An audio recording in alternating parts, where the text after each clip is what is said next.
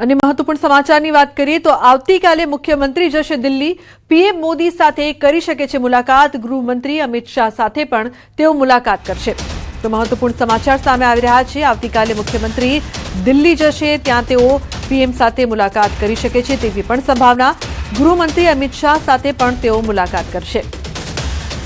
ઉલ્લેખનીય છે કે તેમની સાથે તેઓ ચર્ચા કરશે। ગીતા જોડાય છે ફોન લાઈન પર વધુ માહિતી આપવા માટે। ગીતા, સમગ્ર મામલે શું વધુ અપડેટ?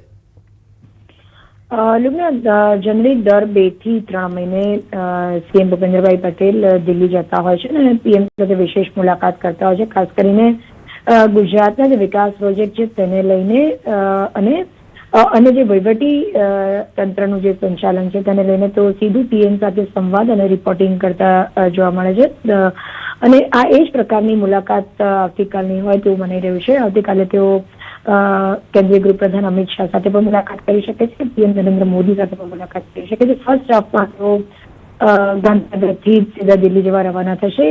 જો કે મોડી રાત્રે તેઓ પરત ફરે તેવી સંભાવના છે। જી બિલકુલ ગીતા, આભાર સમગ્ર માહિતી બદલ।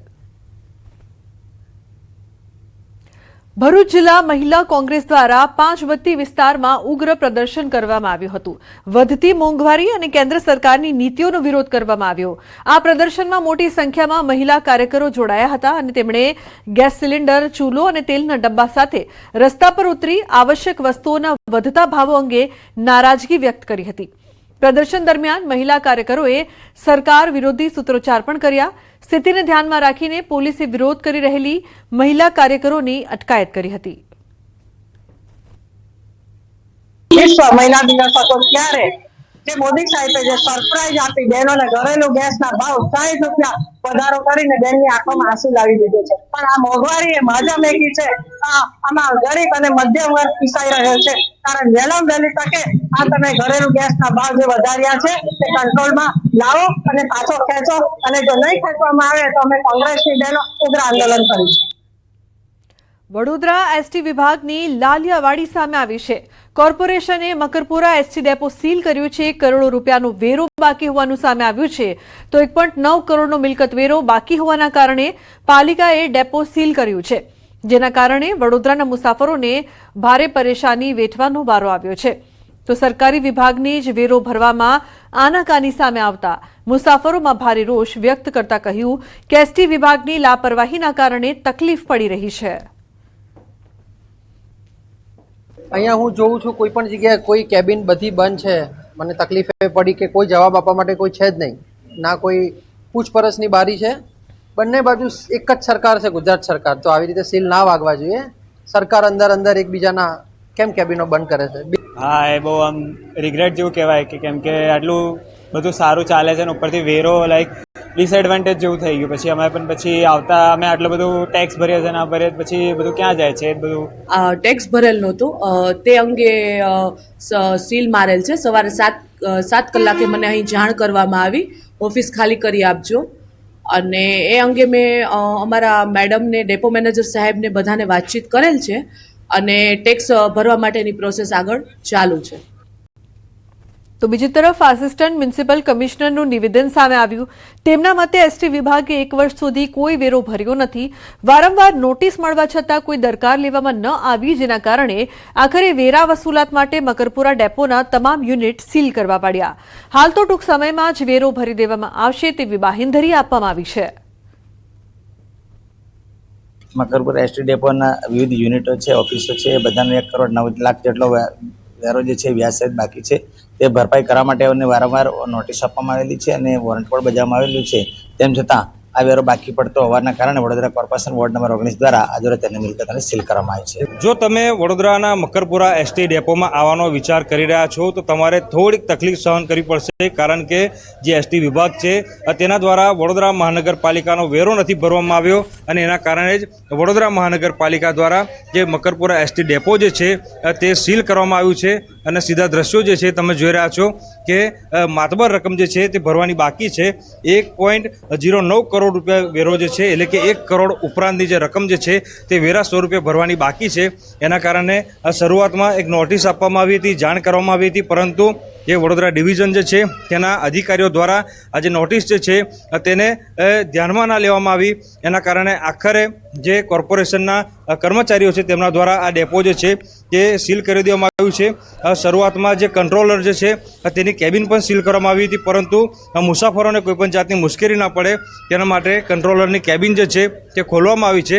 એના સિવાયના તમામ જે ડેપોના વિભાગો હોય છે, ઓફિસો હોય છે, એ તમામ જે છે તે સીલ કરી દેવામાં આવી છે.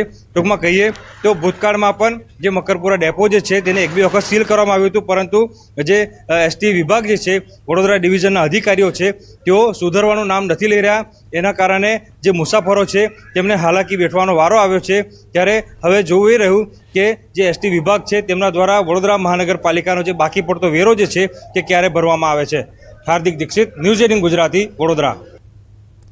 ગીર સોમનાથમાં મોડી રાત્રે સિંહોએ પશુનો શિકાર કરીને મેજબાની માણી. સમગ્ર ઘટનાનો વિડીયો સોશિયલ મીડિયામાં વાયરલ થયો છે. ગીર જંગલના બોર્ડર પાસે આવેલા ગામોમાં અવારનવાર સિંહો શિકારની શોધમાં ગામના વિસ્તારમાં આવે છે. ત્યારે ગીર ગઢડા તાલુકાના જૂના ઉગલા ગામે 6 સિંહો દ્વારા પશુનો શિકાર કરતા લોકોમાં ભયનો માહોલ ફેલાયો છે. ઉલ્લેખનીય છે કે ગીર ગઢડા તાલુકાના જૂના ઉગલા ગામની ઘટના સમગ્ર ઘટના છે તે સીસીટીવીમાં કેદ થઈ છે. સિંહોએ પશુનો શિકાર કરીને મેજબાની માણી હતી. અવારનવાર સિંહ અહીં આવી ચડતા હોય છે. મોડી રાત્રે 6 સિંહોએ પશુનો શિકાર કર્યો હતો. અમદાવાદમાં કૌટુંબિક ઝઘડામાં મારામારીનો બનાવ સામે આવ્યો છે. દાણી લીમડામાં છૂટા હાથની મારામારી સીસીટીવીમાં કેદ થઈ છે. મહિલાઓ વચ્ચે થઈ હતી છૂટા હાથની મારામારી. બનાવ બાદ દાણી લીમડા પોલીસે કાર્યવાહી કરી છે. મારામારી મામલે 4 આરોપીની અટકાયત કરવામાં આવી છે. સમગ્ર ઘટનાના સીસીટીવી સામે આવ્યા છે, તો દાણી લીમડા પોલીસે વધુ તપાસ શરૂ કરી છે.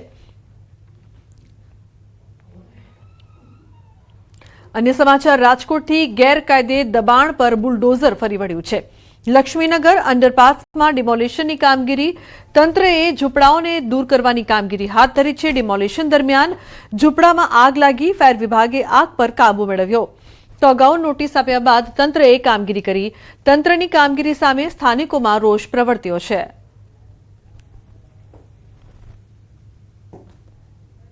ऐसा है कि ये लगभग 350 के आसपास झोपड़े हैं, इसके ऊपर ही है.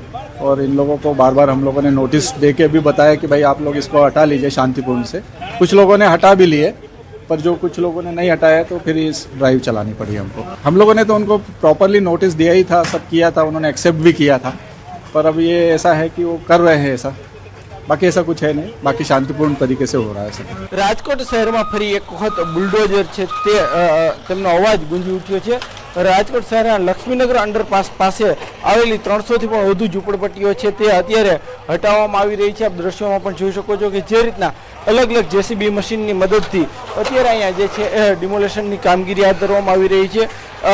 જે છે અહીંયા આવેલી અનેક ઝૂંપડપટ્ટીઓ છે તે છેલ્લા 2 દાયકા કરતાં પણ વધુ સમયથી અહીંયા ઝૂંપડપટ્ટીઓ હતી તે ઝૂંપડપટ્ટીઓ છે તે અત્યારે હટાવવામાં આવી રહી છે.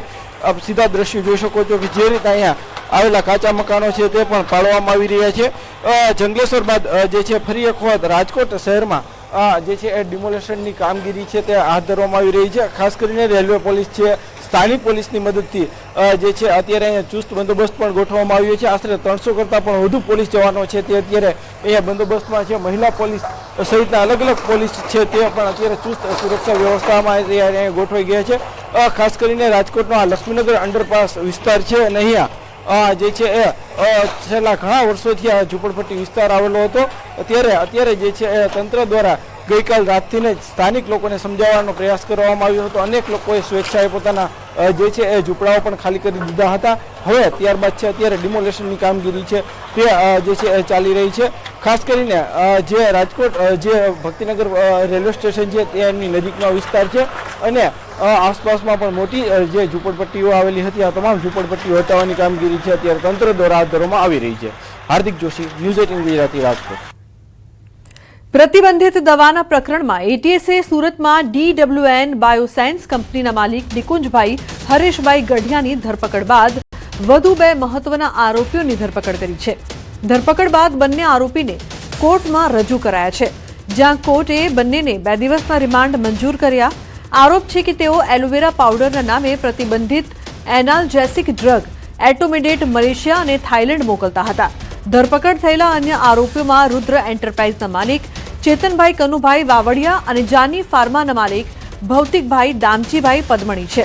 તપાસમાં ખુલ્યું છે કે ત્રણેય આરોપીઓ મલેશિયા અને થાઇલેન્ડના નાર્કો કાર્ટેલ્સના સભ્યો સાથે મળીને ગુનાહિત વ્યવહાર પણ ચલાવતા હતા.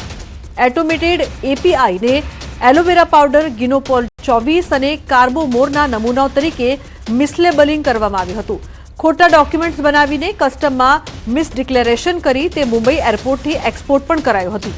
આ ડ્રગ્સ મલેશિયા અને થાઇલેન્ડ પહોંચતા હતા, જેમાં નાર્કો કાર્ટેલ્સના સભ્યોનો પણ સમાવેશ હતો.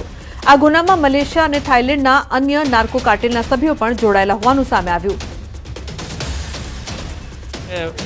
પાછી એ જ રજૂઆત કરવામાં આવેલી કે જે પાવડર પ્રશ્નાર્થમાં છે એ પાવડર ભારતમાં પ્રોહિબિટેડ નથી, કાયદેસર રીતે એનું ખરીદ વેચાણ થાય છે અને એ એક્સપોર્ટ પણ કરી શકાય છે. એટલે જે પ્રોહિબિટેડ આઇટમ નથી એ બાબતનો જે ગુનો દાખલ કરવામાં આવેલો છે એ કાયદામાં તત્વપાત્ર નથી. અમારા તરફે પાછી એ જ રજૂઆત કરવામાં આવેલી કે જે પાવડર પ્રશ્નાર્થમાં છે એ પાવડર ભારતમાં પ્રોહિબિટેડ નથી, કાયદેસર રીતે એનું ખરીદ વેચાણ થાય છે અને એ એક્સપોર્ટ પણ કરી શકાય છે. એટલે જે પ્રોહિબિટેડ આઇટમ નથી એ બાબતનો જે ગુનો દાખલ કરવામાં આવેલો છે એ કાયદામાં તત્વપાત્ર નથી. DWN નામની કંપનીમાં જે રીતે નિકુંજ નામના આરોપીને ઝડપી પાડ્યો હતો અને ત્યારબાદ આ ગુનામાં કહી શકાય કે આરોપીઓ દ્વારા એક પ્રતિબંધિત પાવડર છે કે જે મલેશિયા ખાતે મોકલવામાં આવતો હતો, તેમાં આરોપી તરીકે રુદ્ર એન્ટરપ્રાઇઝના માલિક ચેતન વાવડિયા અને જાની ફાર્માના માલિક ભૌતિકની ધરપકડ કરી છે. બંને આરોપીઓને અત્યારે કોર્ટમાં રજૂ કરવામાં આવ્યા છે. દ્રશ્ય સીધા જોઈ શકાય છે કે જે પ્રકારે ચેતન અને ભૌમિક છે એ બંનેને એટીએસ લઈને અત્યારે જઈ રહી છે. ખાસ કરીને નિકુંજની ધરપકડ બાદ આ બંને આરોપીઓના નામ સામે આવ્યા હતા. એટીએસ દ્વારા તેમની ધરપકડ કરવામાં આવી હતી અને બંને આરોપીઓને કોર્ટમાં રજૂ કરવામાં આવ્યા હતા. ખાસ કરીને આ લોકો જે પ્રમાણે આયુર્વેદિક પાવડર બતાવી મલેશિયા, બેંકોક, થાઇલેન્ડ જેવી જગ્યાઓ પર મોકલતા હતા. આ તમામ કેમિકલ પાવડર છે તે ડ્રગ્સ તરીકે વપરાતા હતા. આરોપીઓની ધરપકડ કરવામાં આવી છે. જોકે અત્યાર સુધીમાં એટીએસને મોટી સફળતા મળી છે. 3 જેટલા આરોપીઓની ધરપકડ કરવામાં આવી છે અને જે પ્રકારે તેમની પૂછપરછ શરૂ કરી છે, મોટા ખુલાસા થાય તેવી શક્યતાઓ છે. ખાસ કરીને ગુજરાતથી જે કન્સાઇનમેન્ટ મલેશિયા, થાઇલેન્ડ જતું હતું તે અટકાવવામાં આવ્યું છે અને તે પ્રતિબંધિત હોવા છતાં એ કેમિકલ પાવડરને ઓર્ગેનિક પાવડર બતાવીને મોકલવામાં આવતો હતો. જોકે સૌપ્રથમ નિકુંજની, ત્યારબાદ હવે ચેતન અને ભૌમિકની ધરપકડ કરી તેમને કોર્ટમાં રજૂ કરવામાં આવ્યા છે. કેમેરામેન જીગર ગુગલ સાથે કીર્તેશ પટેલ, ન્યૂઝ 18 ગુજરાતી, સુરત.